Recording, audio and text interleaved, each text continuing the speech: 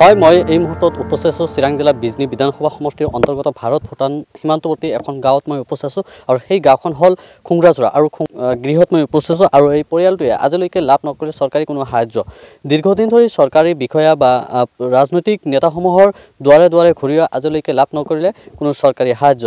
চৰকাৰী ঘৰকে আদি কৰি বা অৰুণোদয় আদি কৰি কেইবাটাও আঁচনি চৰকাৰে ঘোষণা কৰিছে যদিও আজিলৈকে সেই আঁচনি এই পৰিয়ালক ঢুকি পোৱা নাই। ইতিমধ্যে এই পৰিয়ালৰ মিন্স নামৰ লোকজনে দীৰ্ঘদিন ধৰি দুৰাৰোগ্যত আক্ৰান্ত হৈ আছে আৰু তাৰ বাবে চৰকাৰী বিষয়াসকল বা ৰাজনৈতিক নেতাসমূহৰ কাষত গৈ সহায় বিচাৰি আজিলৈকে নাপালে কোনো সুফল। মই এই মুহূৰ্তত এই পৰিয়ালত উপস্থিত আৰু পৰিয়ালৰ লোকজনৰ সৈতে কথা পাতিম আৰু তাৰ পূৰ্বে মই ঘৰৰ যি সামগ্ৰিক পৰিৱেশ দেখুৱাম। এয়া হ'ল তেওঁৰ এখন ঘৰ। যিহেতু চৰকাৰে উন্নয়নৰ কথা কয়, এয়া হ'ল উন্নয়নৰ ফফলা স্বৰূপ। চৰকাৰে গৰীব লোকসকলৰ কাৰণে কেইবাটাও আঁচনি ঘোষণা কৰিছে, চৰকাৰী গৃহ বা প্ৰধানমন্ত্ৰী আৱাস যোজনা গৃহ আদি কৰি, কিন্তু সেই গৃহ প্ৰকৃততে এই লোকসকলে পাইছেনে? সেই ঘৰসমূহৰ পৰা বঞ্চিত হৈ আছে এইসমূহ লোক। আৰু এয়া হ'ল ভিতৰুৱা অঞ্চলৰ লোকসকলৰ দৃশ্য।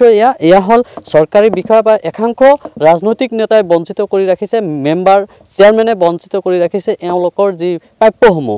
যদি সেই প্ৰাপ্যসমূহ বিচাৰি যায় তেতিয়া বিভিন্ন দাবী ধমকিৰে ঘৰৰ পৰা পঠিয়াই দিয়ে আৰু পিছলৈ তেওঁলোকক দিয়া বুলি কয় যদিও আজিলৈকে লাভ নকৰে কোনো ধৰণৰ চৰকাৰী সাহায্য। তেওঁলোকে থাকিবলগীয়া যিখন ঘৰ চৰকাৰে মুখ্যমন্ত্ৰীয়ে কৈ আছে যে প্ৰতিজন দুখীয়াক এখনকৈ ঘৰ প্ৰদান কৰা হ'ব আৰু কোনো দুৰ্নীতি নহ'ব, কিন্তু তেনে এক বিপৰীত ছবি দেখিবলৈ পোৱা গৈছে খুংৰাজোৰাত। কিন্তু আজিলৈকে লাভ নকৰিব কোনো চৰকাৰী গৃহ আৰু চৰকাৰী গৃহৰ বাবে যদি চেয়াৰমেনৰ কাষলৈ যায় দাবী ধমকিৰে তেওঁক ঘৰৰ পৰা ওলাই দিয়ে আৰু তেওঁক ঘৰ দিম বুলি কৈ যদিও আজিলৈকে ঘৰ লাভ নকৰিলে। দাদা কি কৰিব, কি কাৰণে আপোনালোকে আজিলৈকে ঘৰ লাভ কৰা নাই? আজিলৈকে আমাকতো এইফালে চাবলৈও নাহে, ঘৰ আছে না নাই সেইটো চাবলৈ নাহে। আৰু আমি চৰকাৰৰ ওচৰত আমি জনাই দিছিলোঁ, আমি দীৰ্ঘ আমাৰ বেমাৰটো ধৰি আছে, এইটো ভাল হোৱা নাই, হস্পিটেলত যাবৰ কাৰণেও পইচাটো নাই। সেই গতিকে আমি জয়ন্ত ছাৰৰ ওচৰত আমি গৈছিলোঁ। জয়ন্ত ছাৰ কৈছে যে হ'ব, আপোনাৰ ডকুমেণ্টছবিলাক আমাক জমা দিয়ক, আমি আপোনাক অলপ সহায় কৰিম বুলি কৈ আমাক জনাইছিল। আমি লৈ দিছোঁ ডকুমেণ্টছবিলাক, কিন্তু এতিয়ালৈকে খবৰ নাই। আমি ইয়াৰ পৰা ফোন কৰি কৰি আমি কেইবাৰমানেই কৈছিলোঁ, এতিয়া হ'ব হ'ব বুলি কৈ থাকে, কিন্তু চাবলৈও নাহে আৰু কোনো খবৰ নাই আৰু কি। আৰু আমি VCDC অফিচত গৈছিলোঁ, ইহঁতেও কৈছে আপুনি ছাৰৰ ওচৰত যাওক, ছাৰৰ ওচৰত যাওক, ইয়াতো আমাৰ একো নাই, এনেকুৱা কৈছে, ওলাই দিয়ে আৰু কি। আৰু এজন মেম্বাৰে কৈছে যে আমি UPPৰ মানুহ হয়, এইটোৰ কাৰণে UPPৰ মানুহবিলাকে UPPৰ মানুহৰ কাৰণেহে আমি দিম, আপুনি BPFৰ মানুহ হয়, BPFৰ মানুহবিলাক মানে ঘৰ চৰ একো নাপায়, এই কথাটো কৈছিল আৰু কি একজন মেম্বাৰটো। তাৰপিছত চাবলৈতো নাহে ইয়াত, এনেকুৱা অৱস্থাত আছোঁ আৰু কি। কি বেমাৰ হৈ আছে দীৰ্ঘদিনৰ পৰা? যিহেতু আপুনি EMৰ কাষলৈকে গৈছিল, কোনো সাহায্য লাভ কৰে, ক'ত ট্ৰিটমেণ্ট হৈ আছে? ফাৰ্ষ্ট টাইমত আমাক ধৰিছিল গেছটো বেছি হৈছিল। তাৰপিছত গেছৰ ঔষধ মই এই কাজলগাঁও হস্পিটেলৰ পৰা ঔষধ খাইছোঁ। ঔষধ খোৱাৰ পিছত অলপ ভাল হৈছিল, ভাল হোৱাৰ পিছত আকৌ এক ৰাতিতে আকৌ বেছি হৈ গ'ল। আকৌ গৈছোঁ ডক্টৰৰ ওচৰত, তেতিয়া ডক্টৰে কৈছে আপোনাৰ হাৰ্ট বেমাৰ ধৰিলে, আপুনি এই স্বাগতত যাব লাগিব। স্বাগতত গৈ পেলাই আমি ট্ৰিটমেণ্ট কৰালোঁ আৰু তাৰ পৰা ঔষধ আনি পেলাই খাই আছোঁ। খোৱাৰ পিছত এতিয়া দৱাইও শেষ হৈছে, পইচাও নাই। যাবলৈ আৰু একবাৰ মাতিছিল ছাৰে, ডক্টৰ ছাৰে, কিন্তু যাবলৈ পইচাও নাই, যাবলৈ পৰা নাই। আচ্ছা, যিহেতু আপুনি এক গুৰুতৰ অভিযোগ উত্থাপন কৰিছে, তেওঁ আপোনাক BPFৰ সদস্য হোৱাৰ বাবে আপোনাক ঘৰ দিয়া নাই নেকি? হয় ছাৰ, মানে আমি BPFৰ সদস্য হোৱাৰ কাৰণে আমাক ঘৰটো দিয়া নাই আৰু কি। পইচাটো বিচৰা নাই, ডাইৰেক্ট কৈছে যে আমি UPPৰ মানুহ হয়, UPPৰ মানুহ আগত ঘৰবিলাক লৈ ল'ম আৰু আপোনালোকৰ BPFৰ মানুহবিলাকতো আমি দিব নোৱাৰোঁ, এই কথাটো কৈছে আৰু কি।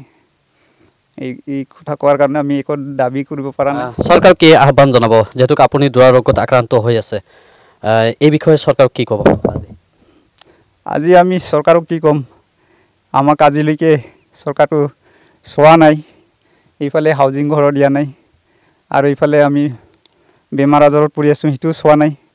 এই গতিকে আমি চৰকাৰৰ ওপৰত অলপ আমাৰ ওপৰত আছে আমি বেয়া পাইছোঁ চৰকাৰক মানে গৰীব দুখীয়াবিলাক চাবলৈ নিবিচাৰে এইটোৰ কাৰণে অলপ বেয়া পাইছোঁ আমি হয় এয়া এক গুৰুতৰ অভিযোগ উত্থাপিত কৰিছে ইউপিপিএল দলৰ যে বিপিএফৰ সদস্য হোৱাৰ বাবে মনোমিনচেন লাভ নকৰিলে চৰকাৰী গৃহ কিন্তু প্ৰমোদ বৰাৰ নেতৃত্বাধীন চৰকাৰে যি ৰাজনৈতিক বা তেওঁৰ সভা সমিতিয়ে কৈ থাকে সকলো লোকক আমি ঘৰ দিম দুখীয়া লোকসকলে ঘৰ পাব এয়া কোনো ৰাজনৈতিক দলৰ কোনো কথা নাই কিন্তু এনে যদি অভিযোগ উত্থাপিত হৈ থাকে এয়া কথাৰ আৰু কামৰ মাজত যেন কোনো মিল নাই তাকে মনোমিনচৰ কথাত প্ৰমাণিত হয় এয়া দীৰ্ঘদিন ধৰি তেওঁ দুৰাৰোগ্যত আক্ৰান্ত হৈ আছে চৰকাৰী চিকিৎসালয়সমূহত যি পৰ্যাপ্ত চিকিৎসা নোপোৱাৰ বাবে তেওঁ বাহিৰলৈ যাব লগা হয় কিন্তু পৰ্যাপ্ত যিসমূহ ধন নথকাৰ বাবে আজিলৈকে বাহিৰত যাব পৰা নাই যি উন্নতমানৰ যি চিকিৎসাৰ যি প্ৰয়োজন আজিলৈকে চিকিৎসা ল'ব পৰা নাই তাৰ বাবে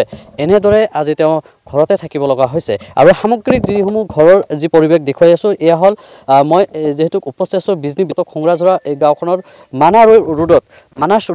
মানাছ পথত থকা এই গাঁওখনৰ আৰু এই মনোমিনচৰ ঘৰখন আৰু এই এটা গৃহতে এটা জুপুৰিতে এনেদৰে এটা পৰিয়াল থাকিব লগা হৈছে আৰু বিভিন্ন সময়ত বিভিন্ন অসুবিধাৰ সন্মুখীন হৈ আছে কিন্তু সেই বিষয়ে যেতিয়াও মেম্বাৰ বা চেয়াৰমেনক জনোৱা হয় তেতিয়া তেওঁলোকক দাবী ধমকিৰে অফিচৰ পৰা ওলাই দিয়া হয় আৰু এই গাঁওখনত গাঁৱৰ কিছু লোক আছে তেওঁলোকৰ সৈতে কথা পাতিম দাদা ইয়াক গুৰুতৰ অভিযোগ উত্থাপিত কৰিছে তেওঁ যেহেতু ইউপিপিএলৰ মেম্বাৰসমূহো এনেদৰে বঞ্চিত কৰিছে বিপিএফৰ সদস্য হোৱাৰ বাবে এই ক্ষেত্ৰত কি ক'ব চৰকাৰক কি আহ্বান জনাব যেহেতু মুখ্যমন্ত্ৰী নিৰপেক্ষৰ কথা কয় ইফালে প্ৰমোদ বৰাও কয় যে আমি দুখীয়াৰ চৰকাৰ ইয়াৰ প্ৰকৃততে তেওঁলোকে দুখীয়াৰ চৰকাৰ হয়নে হয় আমি এইটোই বিশ্বাস কৰোঁ যে যিয়ে ৰজা তেওঁৰে আমি অসমত বাসিন্দা থকাবিলাক আমি প্ৰজা আৰু কি তো প্ৰজাবিলাকক ভালকৈ চাব লাগিছিল আজি যেনেকৈ মনোমিনজৰ গৃহভৱনটো আমি চাবলৈ পাইছোঁ ইয়াত তেওঁলোকে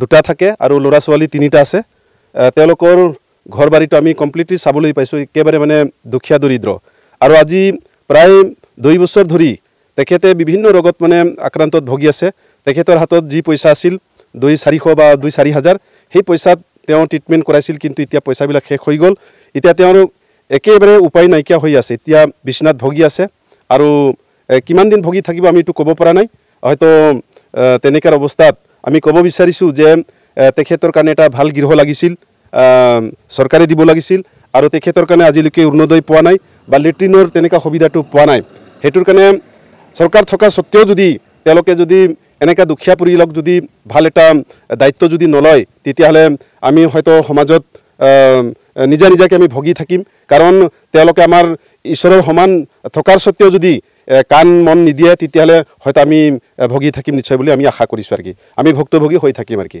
হয় আজিলৈকে এই পৰিয়ালটোৱে লাভ নকৰিলে অৰুণোদয় আঁচনিৰ চৰকাৰী গৃহ এখন শৌচালয় আৰু তাৰ বাবে যেহেতু ভুগিছে এই পৰিয়ালটো আৰু এইসমূহ সমস্যাৰ বাবে যেতিয়া নেতাসমূহৰ ওচৰলৈ যায় তেতিয়া তেওঁক বিভিন্ন অজুহাতেৰে তেওঁ চৰকাৰী কাৰ্যালয়ৰ পৰা উলিয়াই দিয়ে এই বাতৰি সম্প্ৰচাৰ হোৱাৰ পিছতে চৰকাৰী বিষয়াসকলে মনোমিনচৰ কেনেধৰণৰ ব্যৱস্থা লয় বা তেওঁৰ পৰিয়ালক কেনেধৰণে সহায় কৰে সেয়াহে সময়তহে লক্ষণীয় হ'ব